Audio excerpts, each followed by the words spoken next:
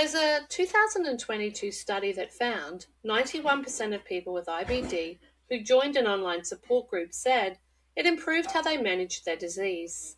And their gastroenterologists have almost certainly never mentioned it. Hi, I'm Kate, and today we're talking about peer connection as a clinical tool, not just emotional comfort. Because the research on why this works is specific enough that it changes how you choose your community. And that distinction matters enormously. Now, the moment I realized that my son was Googling symptoms alone at 2 a.m., I realized that he needed connection. Not just me, his family, but people going through the exact same thing. He felt isolated. And after he found his community, it was really comforting to see the change in his face. He could talk to people going through the same thing as him. He could get tips on how to deal with certain situations that were only relevant to a 19-year-old. His mum, of course, had no idea. So here's what I want to reframe today. Most people think of online IBD groups as a place just to vent. And venting, well, it does has a place, but that's not why the outcomes data is interesting. The 2022 study I mentioned, published in the Journal of Medical Internet Research, found that the measurable improvements clustered around three specific things. Self-efficacy, meaning patients' belief in their own ability to manage symptoms, symptom literacy, and medication adherence, obviously all important things. So those are not soft outcomes.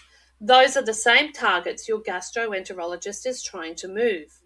Peer connection, used deliberately, is working on the same levers as clinical care.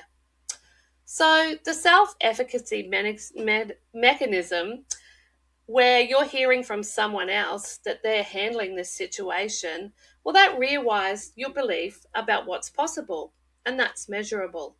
And it's distinct from just feeling less alone. Example is a patient who stopped cancelling travel after joining a group. What shifted? His belief. So you can also build your own symptom vocabulary.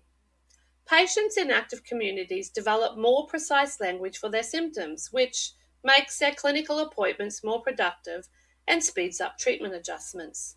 For my son, learning the word urgency versus pain, how that changed his GI conversations, and then obviously outcomes.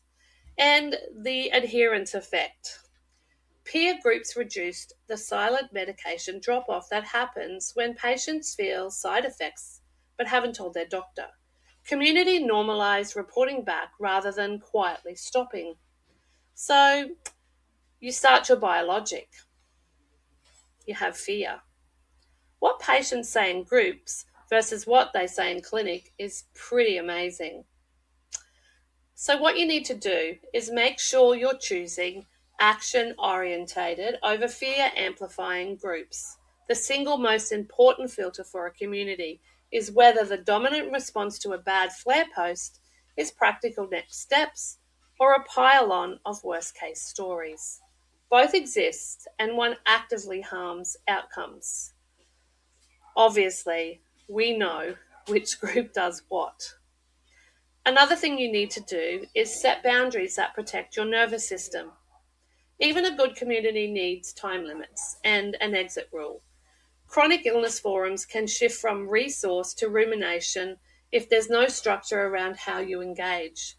I tell patients the 20-minute rule and the one question per session approach. Where my husband is now, 20 years flare-free, and communication played a big role in that. Medicine also played a big role, and I don't want to rag them.